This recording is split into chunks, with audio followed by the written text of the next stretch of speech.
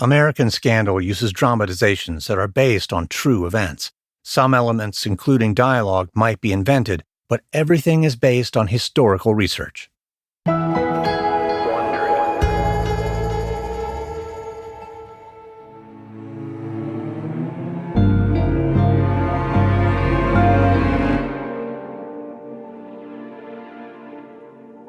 It's 9:45 p.m. on April 20th, 2010, on the Deepwater Horizon oil rig 50 miles off the coast of Louisiana. In his office, Mike Williams turns away from the computer and picks up the phone. Williams is in charge of keeping the rig's electronic and safety systems running. He's just finished a long day of repairs and maintenance reports because despite Deepwater Horizon's reputation as one of the most technologically advanced rigs in the world, it hasn't had a major overhaul since it was launched almost a decade ago. And now it's showing its age. For the past few months, the Horizon has been floating above the Macondo exploratory well. The drilling here has proven difficult, and the rig's crew is tired and on edge. Almost everyone is looking forward to going home. Cradling the phone under his chin, Williams calls his wife. She picks up right away. Hey, honey. Hey, how are you? How's your day? Oh, the kid's been running me ragged, but what's new? How are things out there? Williams sighs and leans back in his chair. I'm up to my eyeballs in paperwork. It's just job after job right now. Well, good thing you're there to fix it all, right? Well, I guess it's keeping me busy for sure. Sounds like they'd be lost without you. Yeah, but I just can't wait to be home. Williams is interrupted by an alert sounding on the public address system. Oh, God, not again. What is it? It's just a gas warning. A gas warning? No, it goes off all the time. It's going to be a false alarm, just like all the others.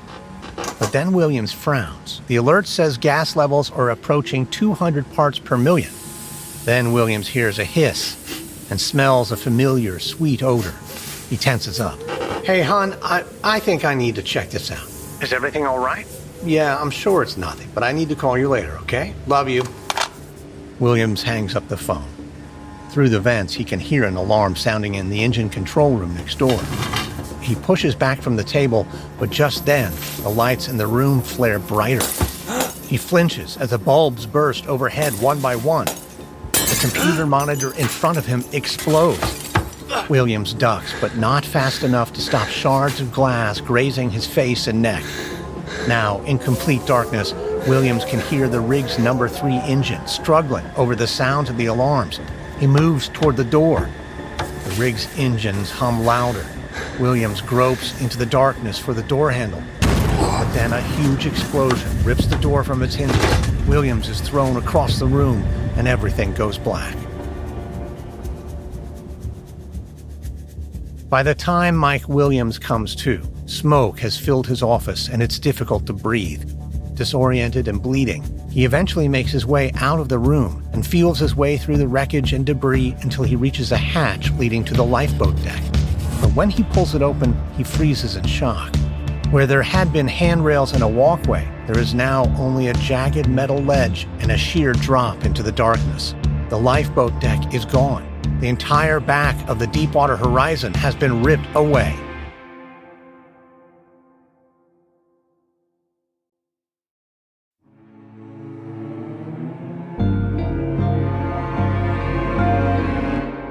From Wondery, I'm Lindsey Graham, and this is American Scandal.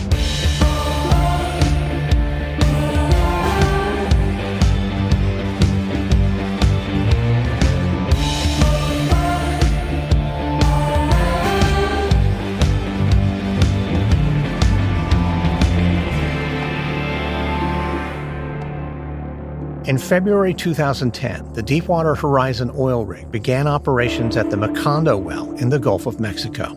The drilling program was designed and managed by the fossil fuel giant BP, but from the start, it was plagued by delays and equipment failures.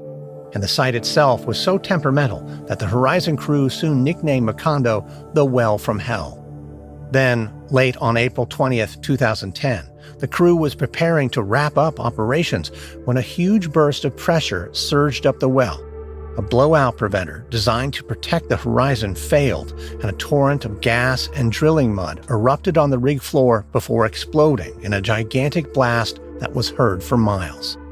Instantly, 11 members of the crew were killed. But for the wider Gulf region, the real disaster had only just begun. This is Episode 3, The Summer of Tears.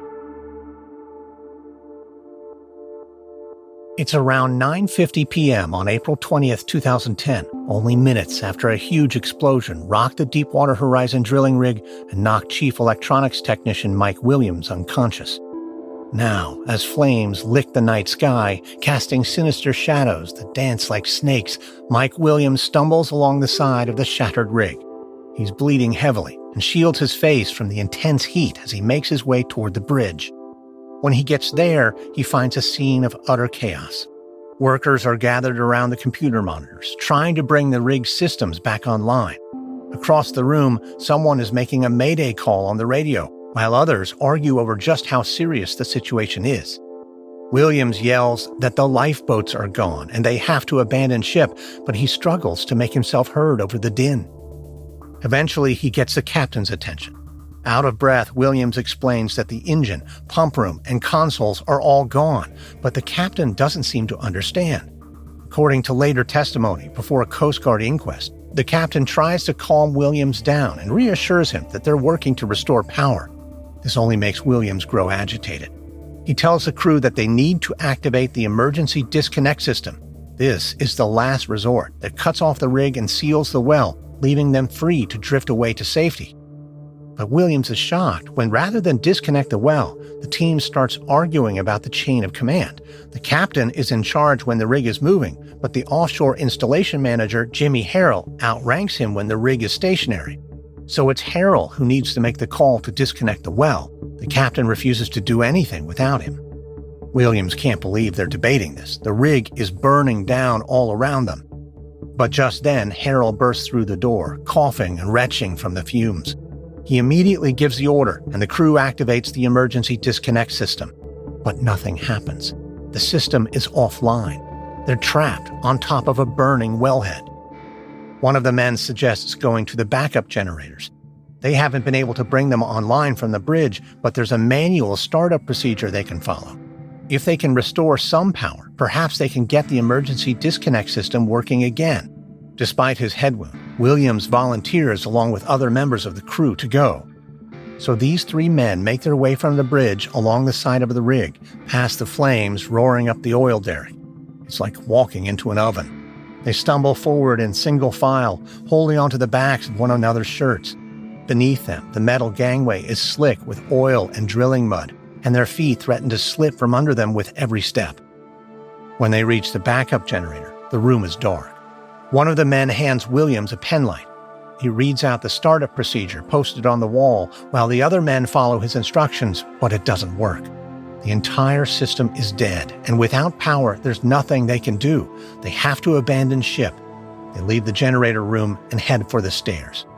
But while they've been trying to restore power, on deck below, panic has taken hold. The explosion ripped off the back of the Deepwater Horizon and destroyed half the rig's lifeboats. Now there are only 2 left, and there isn't enough room in them for all 126 people on board. According to the later testimony of crane operator Micah Sandell, there are attempts at a head count, but the situation is too chaotic. Some crew leap from the deck into the sea some 60 feet below, preferring to take their chances in the water than spend another second on the burning rig. Others already in the lifeboats beg for them to be dropped, even as more survivors are climbing on board. But one of the BP supervisors on the rig tries to stop the boats from leaving. He stands with one foot on the deck and another in a lifeboat. He shouts at the terrified crew to be patient, that there's still time to get everyone into the boats.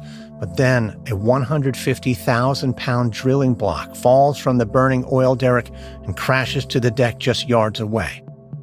It's clear that the Deepwater Horizon is breaking apart.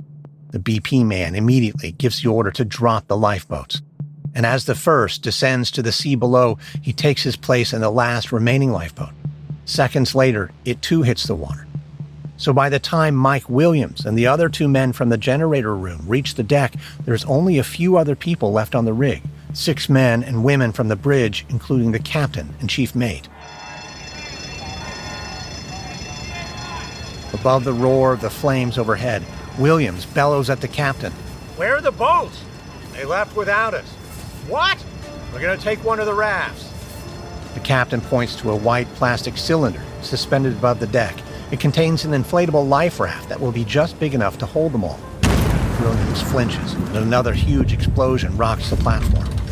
Meanwhile, the chief mate rushes to work a winch and begin to swing the life raft clear of the deck, but then it suddenly jerks to a stop. Chief mate tries the lever again, but it won't move.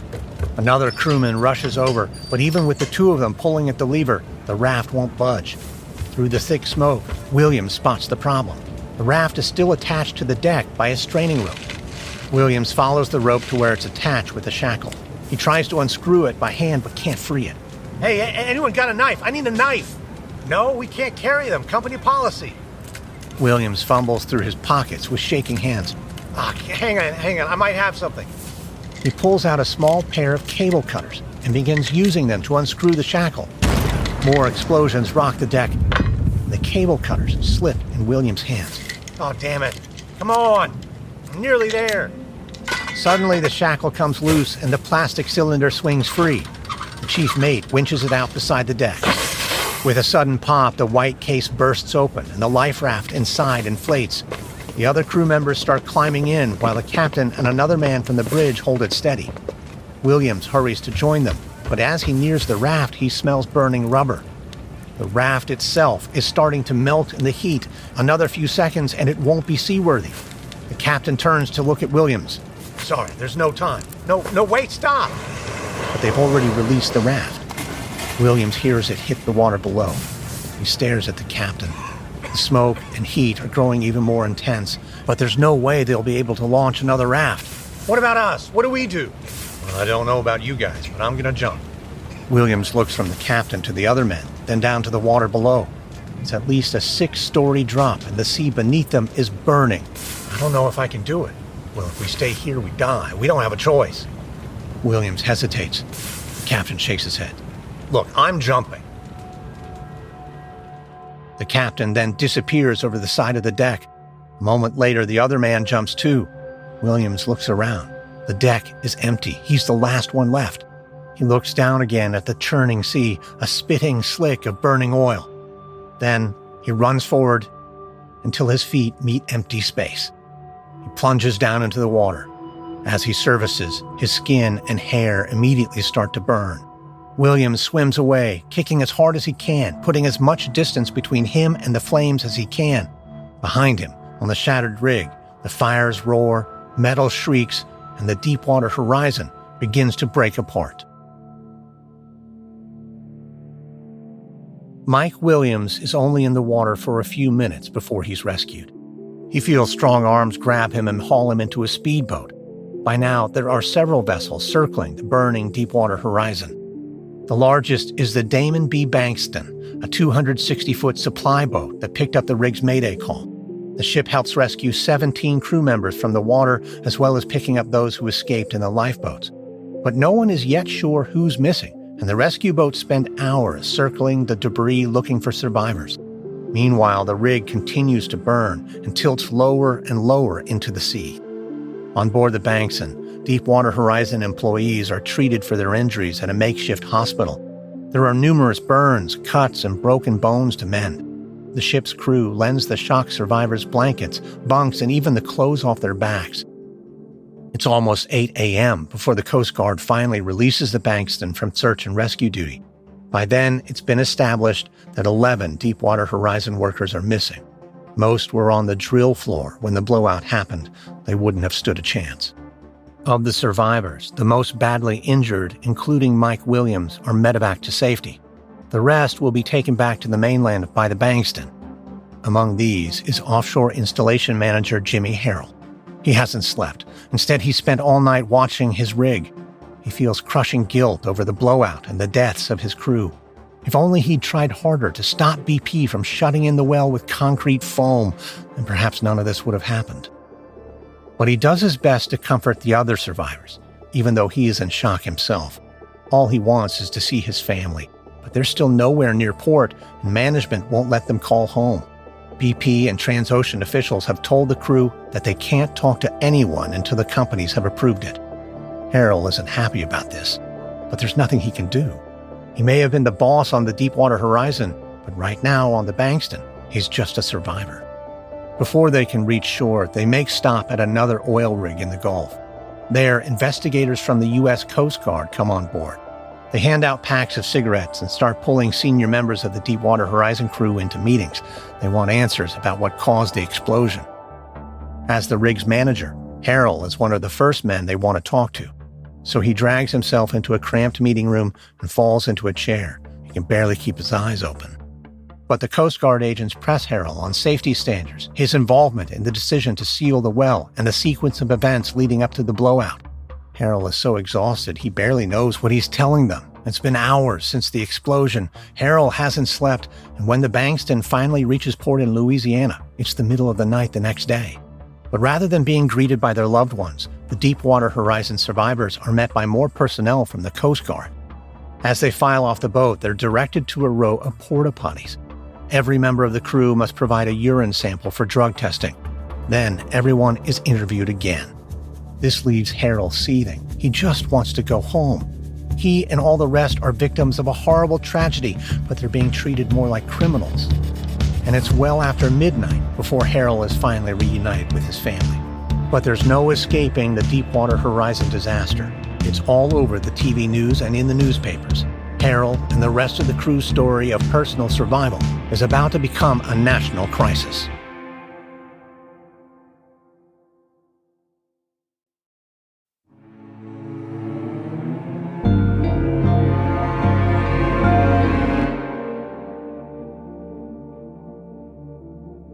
For almost 2 days after the explosion on the Deepwater Horizon, the oil rig burns.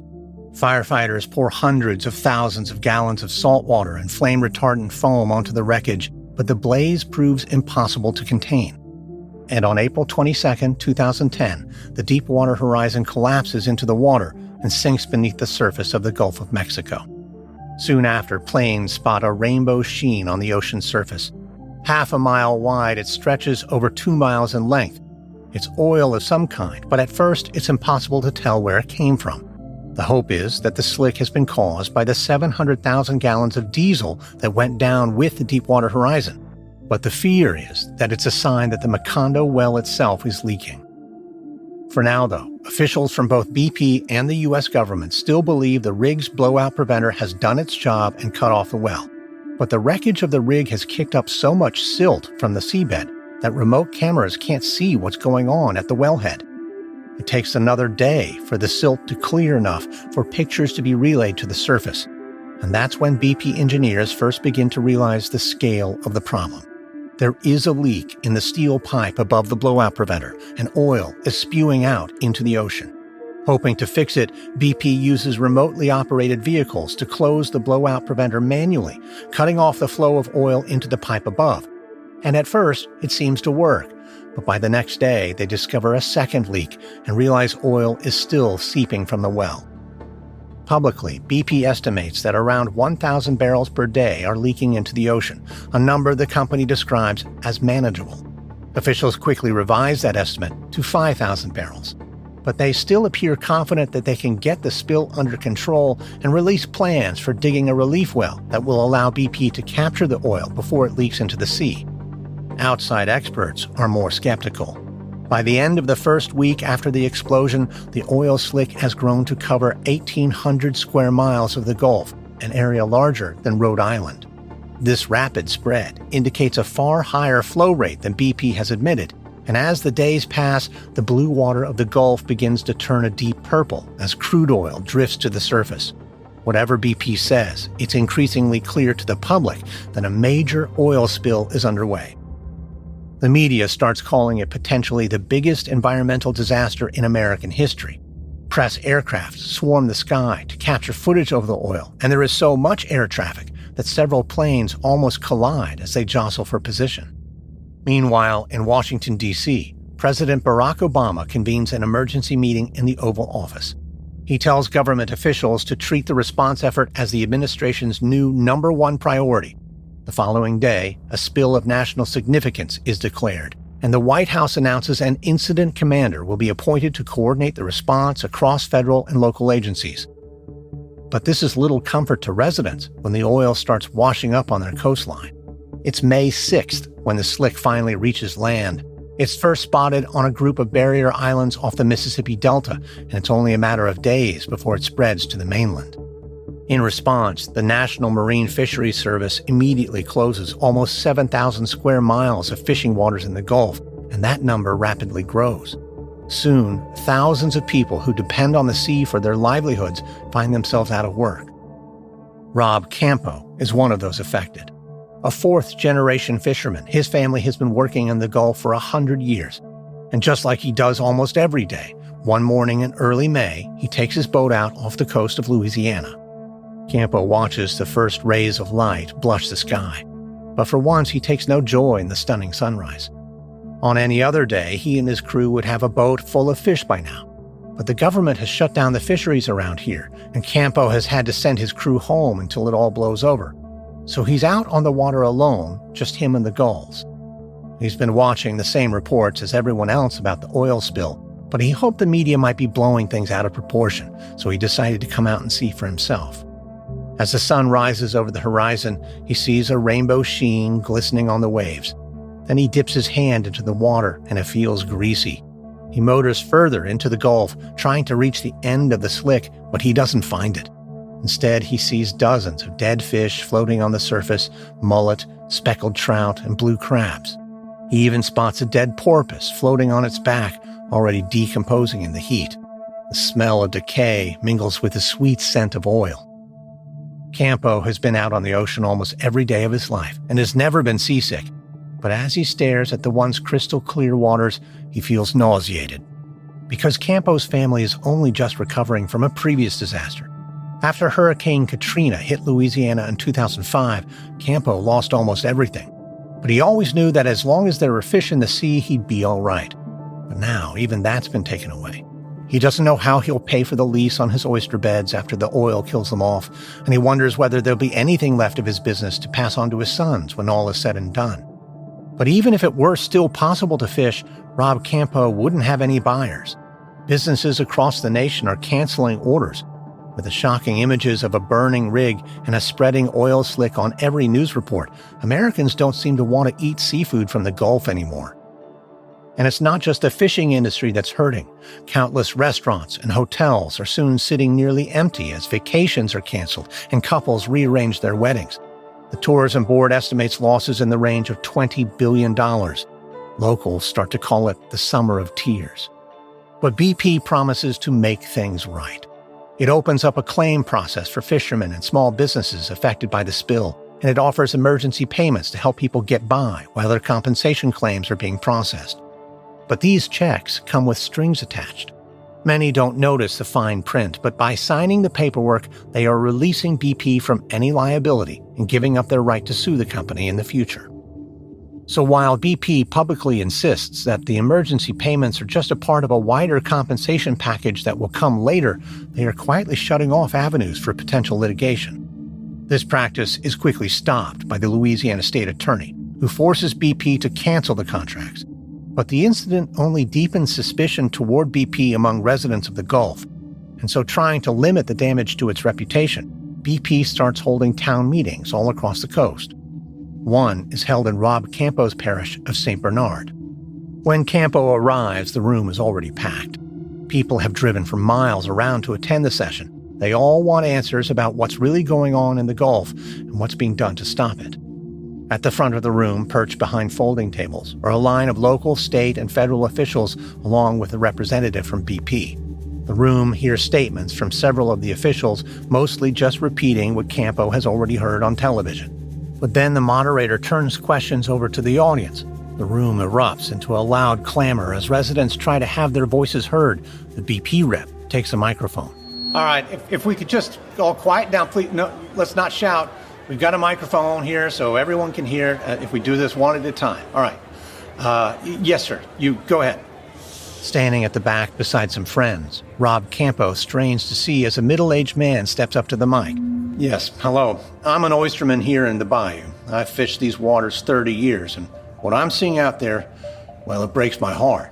Yes, I understand, sir. BP gave me a check for $5,000, but last May, I made $27,000. When am I going to see the rest of my money? Well, sir, first, let me say this. I get it. What's happening here is heartbreaking. I've lived locally myself for 2 months now. I understand. At the back of the hall, Rob Campo and his buddies roll their eyes. He can't believe this guy is claiming to be a local.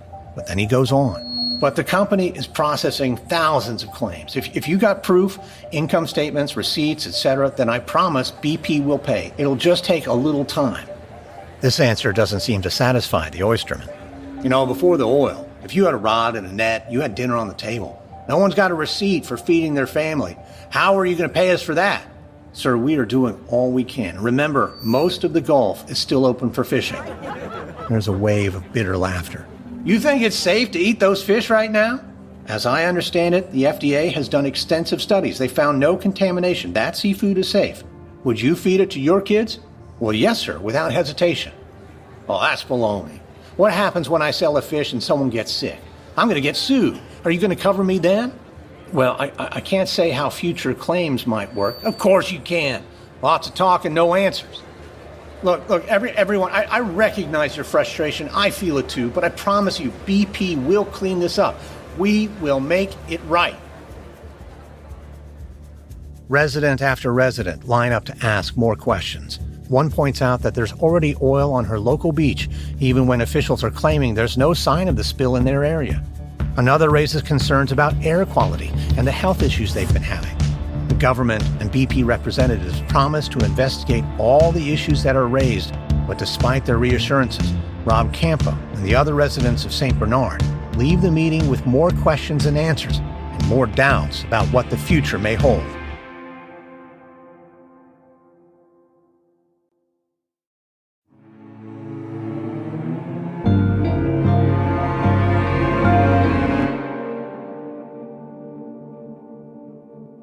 In mid-May 2010, nearly a month after the Deepwater Horizon explosion, BP launches a new initiative. The Vessels of Opportunity program is a chance for out-of-work fishermen to earn money helping with the cleanup in the Gulf of Mexico. Vessels will be hired by BP for up to $3,000 a day, depending on the size of the boat, while individual crew members are promised up to $1,000 a week. The job isn't glamorous. The fishermen will be monitoring the slick, laying down floating barriers to contain the oil, or just shoveling it off beaches. But with all the restrictions on fishing in the Gulf and the collapse in demand for seafood, working for BP is better than any other job going right now, so there's an immediate rush to sign up. But while the program seems generous, many in the Gulf are still skeptical. U.S. government agencies are already investigating BP's role in the Deepwater Horizon disaster, and congressional hearings are looming as well. If BP is found guilty of negligence in the oil spill, it could be forced to pay huge fines and even face restrictions on doing business in the U.S. in the future. So in the eyes of many, the Vessels of Opportunity program looks more like a PR move designed to soften the government's response than a genuine attempt to make things right. Those suspicions are deepened by the program's rocky start. Eligibility rules are murky and quickly exploited. The program attracts out-of-towners who bring their boats to the area just to claim the fees. Some even register multiple vessels to scoop up more of the money. Facing yet more anger in the Gulf, BP establishes a verification process to combat these fraudulent claims, and around 10,000 local people are eventually signed up to the program, but many get more than they bargained for. Rob Campo is among those who joined the Vessels of Opportunity program. In previous seasons, he and his crew would spend the days on their boat trawling for shrimp or collecting oysters. Now they're working for BP, laying boom. These floating barriers unspool off the back of their boat, where they're then tied together with metal toggles. The work is backbreaking. The booms can weigh hundreds of pounds each, and the oil in the water makes the deck of the boat slippery and dangerous. By the end of each day, the fishermen's clothes are soaked through with seawater, sweat, and oil. They go home exhausted. But Rob Campo is happy to do it if it means protecting the coastline. It's his birthright, his home, and his livelihood. So as the crew guides the boom into the water, Campo slowly motors the boat forward. Rust-colored foam coats the waves. Elsewhere, bobbing on the surface are black tar patties with the consistency of burned marshmallows. Ahead, Campo spots another boat approaching with a few BP officials on board. He quickly calls out a warning to his crew and passes out a half-dozen orange life jackets. BP insists on a safety-first approach. Campo and his crew can have their pay docked or even be fired from the Vessels of Opportunity program if they're caught without life jackets. But old habits die hard. Campo's been out on the water for decades and rarely worn a life jacket. They get in the way, they're uncomfortable in the heat, and everyone hates wearing them.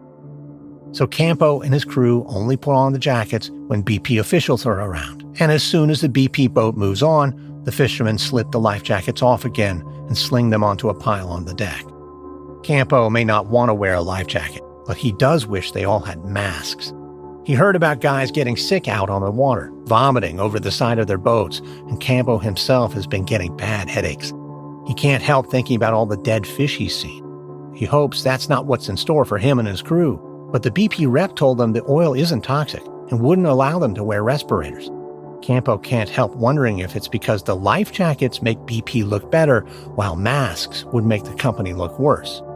But with or without masks, Campo and his crew are out on the water until sunset.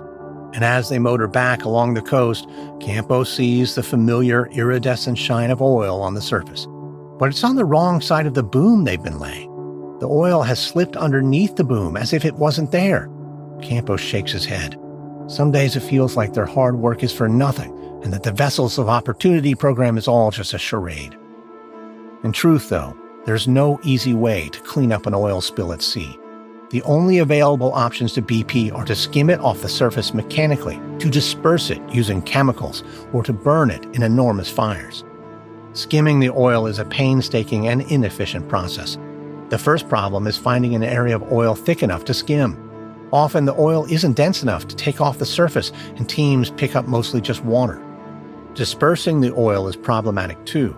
The chemicals used break down the oil into tiny droplets, making it appear to almost vanish, but the oil hasn't really gone anywhere. The reality is the dispersants have just hidden it. The third option is burning. Booms are used to gather the oil into giant burn boxes and then are set alight. Scientists worry the toxic chemicals this releases into the air will do more harm than the oil in the water. But overall, it is the simplest way to deal with a spill, and over the summer of 2010, BP contractors light hundreds of fires at sea. It's so many and so controversial that in June of that year, Alabama environmental activist John Wathen decides to see them for himself. He's heard about a burn box just off the coast of Louisiana, and he's hoping to take pictures of it from the air. He hitches a ride in a light aircraft with a pilot who promises to fly him right over the fires. As the plane moves away from the coast, the magnitude of the spill quickly becomes obvious. As far as the eye can see, the water is marble with streaks of oil that have turned the sea the color of a bruise. Wathen snaps a picture and calls out to the pilot over his headset. How far have we come now? We're just over 20 miles out. Yeah, it just doesn't look real, does it? Those little boats down there are deploying boom. They give you a better sense of scale. They can't think that's the solution. It'll take them years to gather up the oil like that. Yeah, it's like using a teaspoon to empty a swimming pool. The pilot leans over and hands Wathen a mask. Here, you're gonna want to put this on. You really need masks all the way up here? I promise you, you'll thank me in a few minutes. All right, now let's go down for a closer look. Wathen slips the mask over his nose and mouth as the plane descends. In the distance, he can make out 4 towers of flame, so high they seem to burn the clouds. Wathen clears his throat. Yeah, you weren't kidding. You can really feel it. Yeah. Oh, hey, you see that down there? The pilot points to the water below. Wathen peers down, and it can make out a dozen dots in the ocean not far from the site of the fires. Are those dolphins? Yeah, a whole pod of them. Their heads bob at the surface, hardly moving. Wathen quickly takes a photo. I've never seen anything like it. You'd think they'd want to get away from those fires. Well, they'd have to swim 1,000 miles to find clean water right now. What do you think they're doing down there? Probably the same as us, watching the world burn. John Wathen snaps photograph after photograph. Between shots, he takes video footage as well. For weeks, it seemed to him like BP is doing everything it can to hide the true extent of the disaster, so he wants to record the evidence before it all gets burned away. The world deserves to see what's really happening in the Gulf. And when he gets home, Wathen posts his eyewitness account online. As far as he's concerned, Deepwater Horizon is a disaster that could and should have been prevented. It can never be allowed to happen again. From Wondery, this is episode 3 of Deepwater Horizon for American Scan. In our next episode, as oil continues to pour into the Gulf, BP struggles to contain the damage to the environment and its reputation.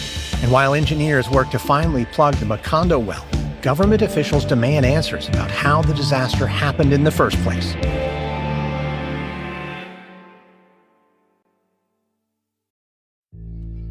If you'd like to learn more about the Deepwater Horizon oil spill, we recommend the books Run to Failure by Abram Lustgarten, A Sea in Flames by Carl Safina, and Fire on the Horizon by Tom Schroeder and John Conrad. This episode contains reenactments and dramatized details, and while in most cases we can't know exactly what was said, all our dramatizations are based on historical research. American Scandal is hosted, edited, and executive produced by me, Lindsey Graham, for Airship. Audio editing by Mohammed Shazib. Sound design by Gabriel Gould. Music by Thrum. This episode is written and researched by Lauren Sudworth. Fact-checking by Alyssa Jung Perry. Managing producer Emily Burke. Development by Stephanie Jens. Senior producer Andy Beckerman. Executive producers are William Simpson for Airship and Jenny Lauer Beckman and Marshall Louie for Wondery.